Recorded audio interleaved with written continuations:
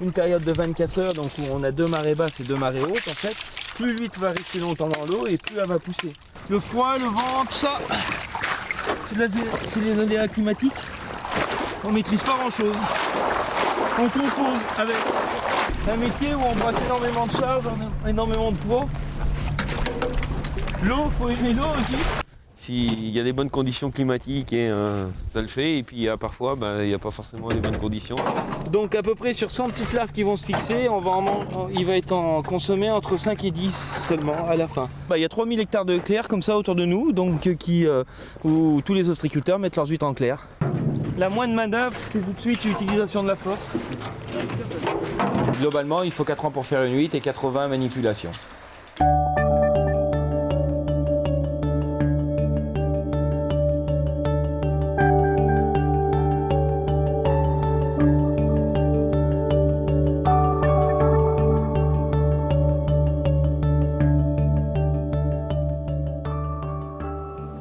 Un jour de juillet dans le bassin Marennes-Oléron, le chaland le Pyrénéen prend la mer pour les parcs de captage.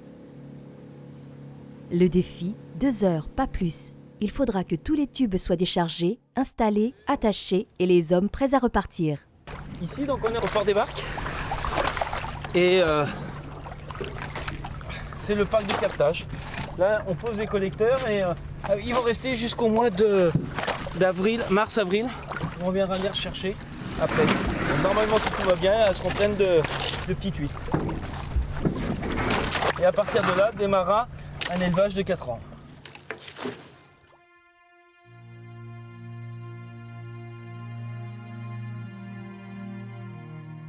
Invisibles à l'œil nu, des larves viendront se fixer sur les collecteurs. Se déplaçant par un mouvement de cils, elles se fixeront ensuite grâce à l'apparition d'un pied. Certaines années, on peut en avoir jusqu'à 500, même une année, ils en avaient trouvé 2000. Parce que s'il n'y a pas assez d'huîtres, en fait, c'est moins rentable. S'il y en a trop, après, elles ont du mal à pousser et elles poussent tout en longueur. Donc le nombre idéal, c'est entre, allez, on va dire 150 et 200. 180 est la bonne moyenne. Mais malheureusement, on ne peut pas le savoir, hein, c'est la nature qui décide.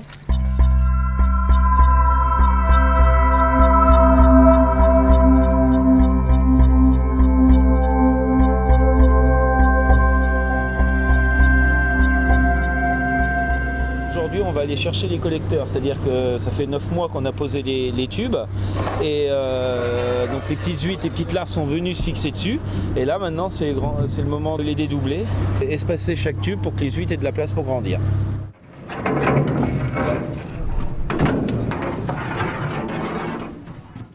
C'est joli hein?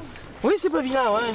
Je pensais qu'il y en avait moins que ça et en fait c'est pas si mal que ça. Donc, ça va faire des belles huîtres. Ça dépend de beaucoup de choses le captage, ça dépend de l'eau douce qu'il y a, parce qu'il faut de l'eau douce pour qu'elle survive les larves, si l'eau est trop salée elle meurt, s'il y a du plancton ou pas également, s'il a fait chaud.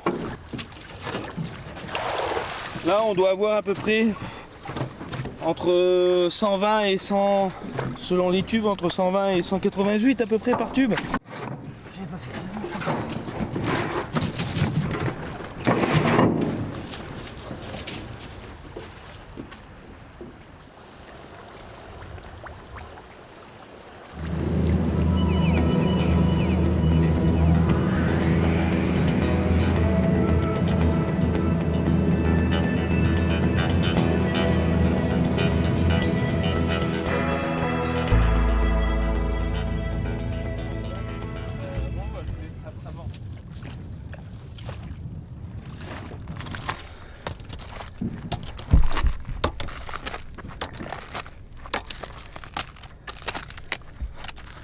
Donc là on est allé chercher hier les tubes qui étaient captés donc sur le parc de captage et aujourd'hui on les a ramenés sur le parc de dédoublement. En fait le principe c'est d'étaler un paquet de 20 tubes sur une table de 3 mètres pour pouvoir que chaque tube ait de l'espace et que les huîtres puissent grandir.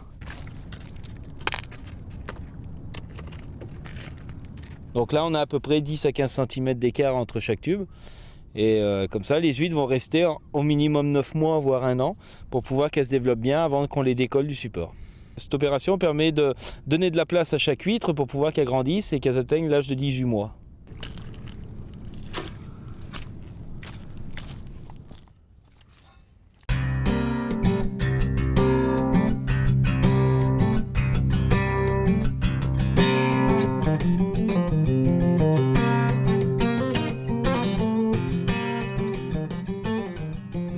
coefficient, c'est 31 aujourd'hui. Donc justement, l'avantage c'est que l'eau va partir tout doucement, donc on espère avoir le temps de charger tout le bateau de tubes et puis après de rentrer directement au port sans se faire échouer. Là la difficulté c'est d'arriver à trouver les fils de fer qui attachent les barres et les barres elles-mêmes tiennent les tubes sur la table.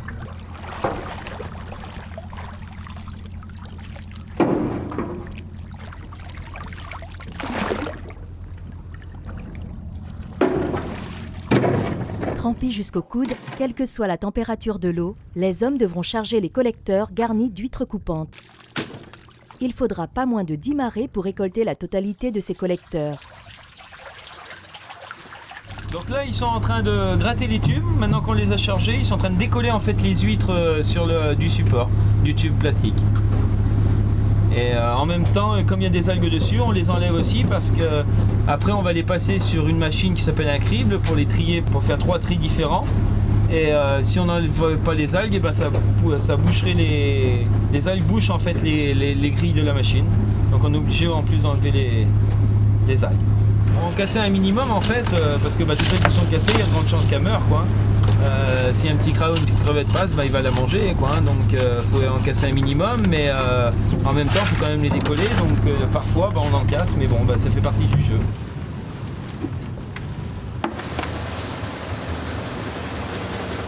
Pour la première fois, les huîtres sont ramenées à la cabane pour être calibrées.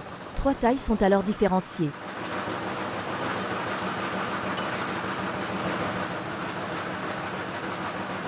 Mises en poche, elles repartent en mer vers des parcs différents en fonction de leur taille. Le camion ramène les huîtres au port où elles seront chargées à bord du chaland. Pas moins de 500 poches seront ainsi manipulées par tour.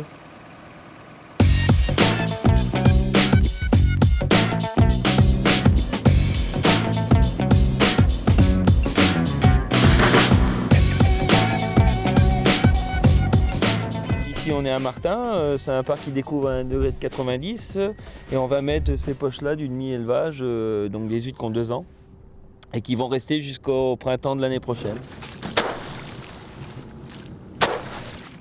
Et l'avantage de ce parc c'est qu'elles sont souvent dans l'eau, donc elles vont pousser plus rapidement que sur un parc qui serait plus haut en fait.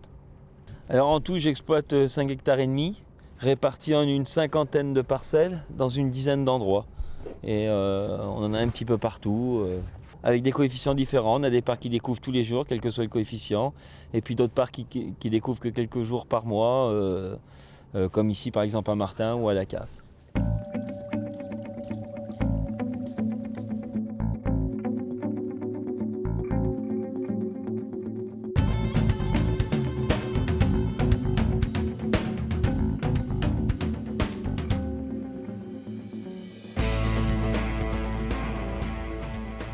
Sept mois plus tard, il est temps à nouveau de chercher les huîtres pour les détroquer et les calibrer à la cabane.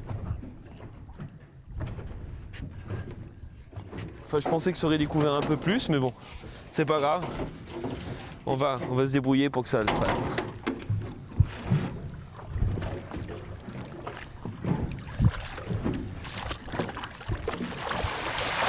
Parce que l'eau va pas descendre et si on veut charger, va falloir se mouiller. Dans l'eau froide, en équilibre sur les barres des tables, les hommes du Pyrénéen doivent tout donner pour réussir leur chargement, malgré la météo compromettant la baisse de marée.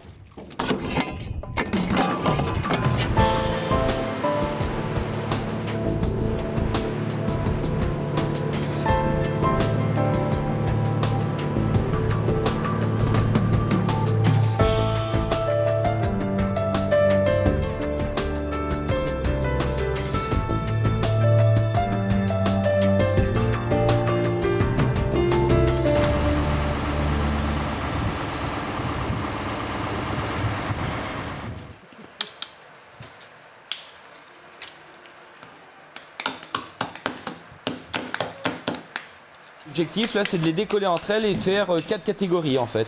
On ressort déjà toutes les huîtres longues et ensuite en fonction des tailles on fait 3 autres tris en fonction des tailles en dehors des longues. Ensuite on va les remettre en mer suivant la taille des huîtres dans des parcs différents pour qu'elles poussent plus ou moins vite Les plus grosses, on va les mettre dans un parc pas trop haut ni trop bas pour qu'elles refassent une qualité, qu'elles durcissent leur coquille et qu'elles refassent une qualité d'huître qu'on va vendre dans l'été. Et après, les moyennes, toutes celles qui font entre 45 et 60 grammes, on va les remettre dans des parcs plus bas pour qu'elles poussent, qu'elles rattrapent le retard qu'elles ont. Et après, il y aura les plus petites. Les toutes petites, qu'elles, on va retourner aussi en mer sur un autre parc, mais qui vont rester pendant à peu près 1 an et demi pour qu'elles rattrapent le retard qu'elles ont.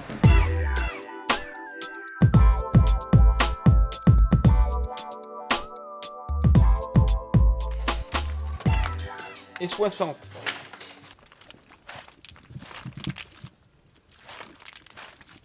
Dès le mois d'avril, certaines huîtres quittent la mer pour finir leur croissance dans les clairs. Elles deviendront pour Noël les huîtres pousse en clair.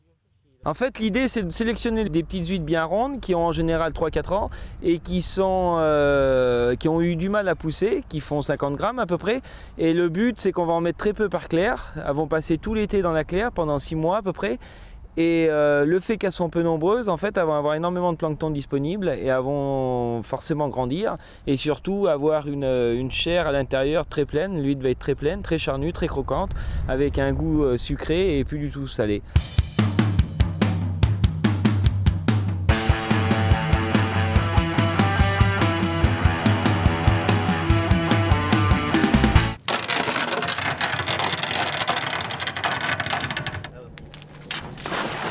Au début de la 3e année, les huîtres changent à nouveau de parc. Au préalable, il faudra disposer des tables pour recevoir les poches. Le bon espacement entre les tables est minutieusement vérifié.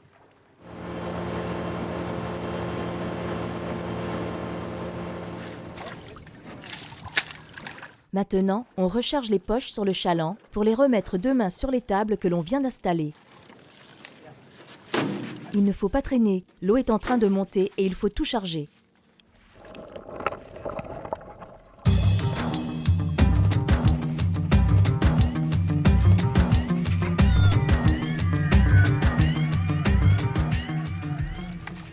Dès le lendemain, à l'eau descendante, toutes les poches doivent être déchargées. Le défi, ne pas rester échoué pour pouvoir poursuivre la marée. On a plusieurs parcs à garnir, donc le principe en fait est de vite décharger avant que l'eau descende pour pas que le bateau soit au sec et repartir dès que l'eau va commencer à remonter pour recharger d'autres poches qu'on remettra demain et ainsi de suite tous les jours comme ça.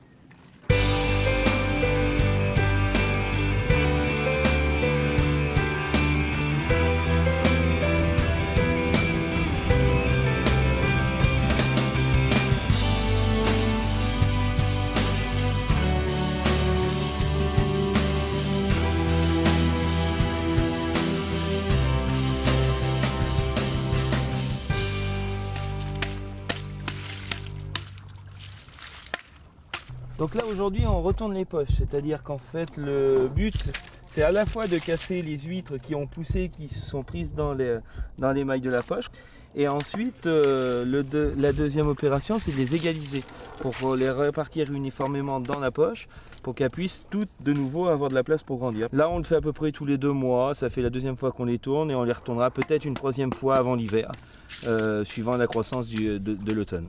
Donc si on attend trop longtemps, après en tapant dessus on va la casser et elle se refera pas. Alors que là quand la pousse est toute friable, de taper dessus, bon forcément on la casse, mais elle va forcément tout de suite refaire sa coquille et elle mourra pas. Alors que si on attend trop longtemps, que la coquille a bien durci, après on la casse et il y a de grandes chances qu'elle meure. Sur une période de 24 heures, donc où on a 2 marées basses et 2 marées hautes, en fait, plus l'huître va rester longtemps dans l'eau et plus elle va pousser. Donc l'ostréiculteur cherche toujours à les mettre le plus bas possible pour pouvoir qu'elle découvre le moins longtemps possible pour qu'elle grandisse plus vite.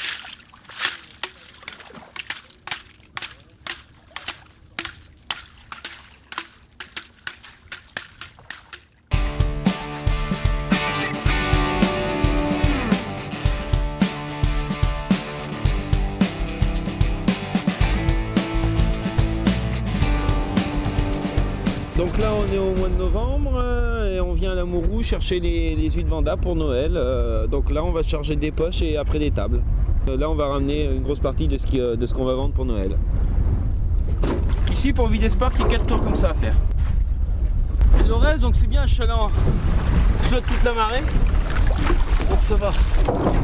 Bon, enfin, faut pas traîner quand même parce que l'eau s'en va quand même. Et finalement, par rapport au retard que l'eau avait à descendre, en fait, ça va aller bien. Normalement, ça doit aller bien. On a chargé plus de la moitié. Là, je pense qu'il doit y avoir d'eau, donc.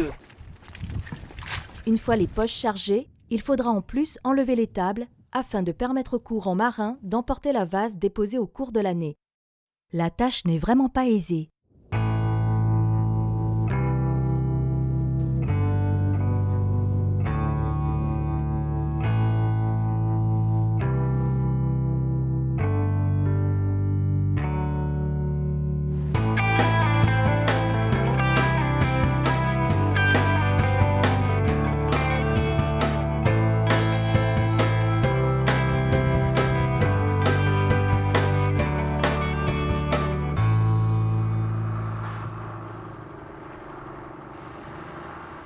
Dernier voyage, les huîtres ont atteint leur taille commercialisable.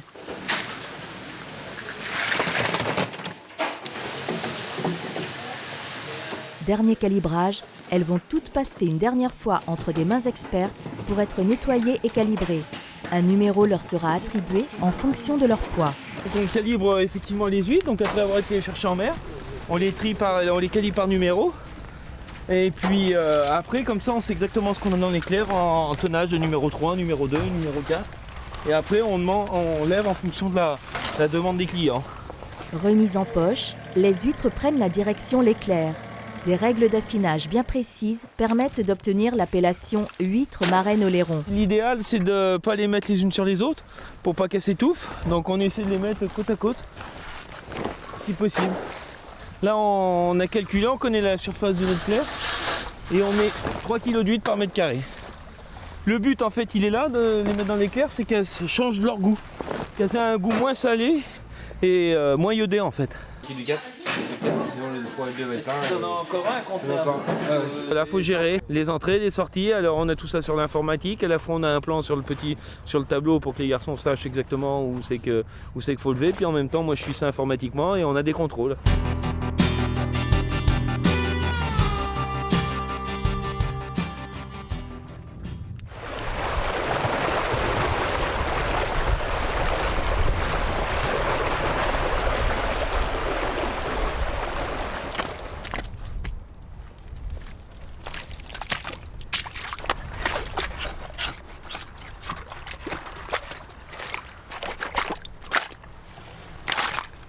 Yannick récolte les huîtres qu'il avait placées en clair il y a 6 mois.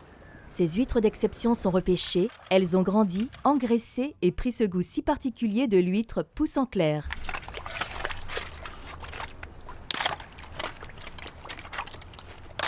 Une surveillance quotidienne des clairs est indispensable.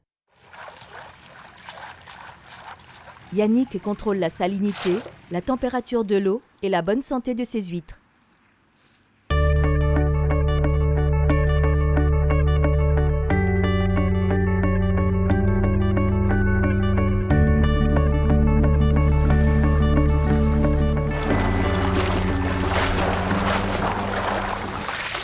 Noël est très proche.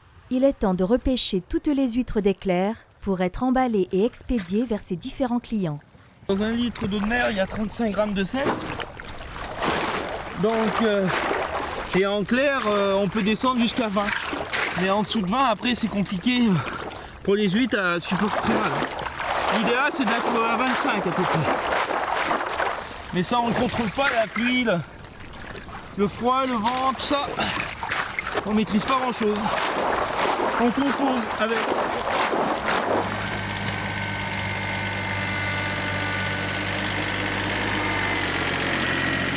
Après un court séjour dans les dégorgeoirs, les huîtres quittent définitivement leur environnement liquide afin d'être conditionnées. Donc on est effectivement à la fin du cycle de l'huître. Dans une petite semaine, elles sont toutes mangées. Il ne faut pas traîner parce que derrière ça emballe. Là je pense qu'on va passer les 15-17 tonnes à peu près. Le problème c'est que les commandes tombent au jour le jour pratiquement. Bien sûr on a des commandes déjà qui sont prévues, mais comme on travaille beaucoup avec le particulier, tout le monde s'y prend un peu à la dernière minute. Donc on fera le bilan à la fin des fêtes. Les huîtres sont expédiées aux 4 coins de la France vers quelques poissonneries, comités d'entreprise et chez les particuliers.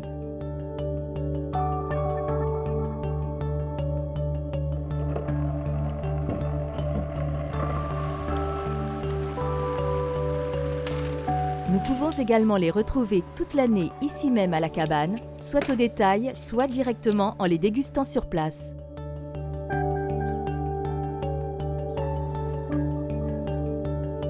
En tout, donc, il aura fallu les brasser près de 80 fois, il aura fallu les changer 7 fois de parc, il aura fallu les trier 3 fois toutes à la main, les unes après les autres, et puis pour à la fin atterrir dans l'assiette du consommateur pour son plus grand plaisir.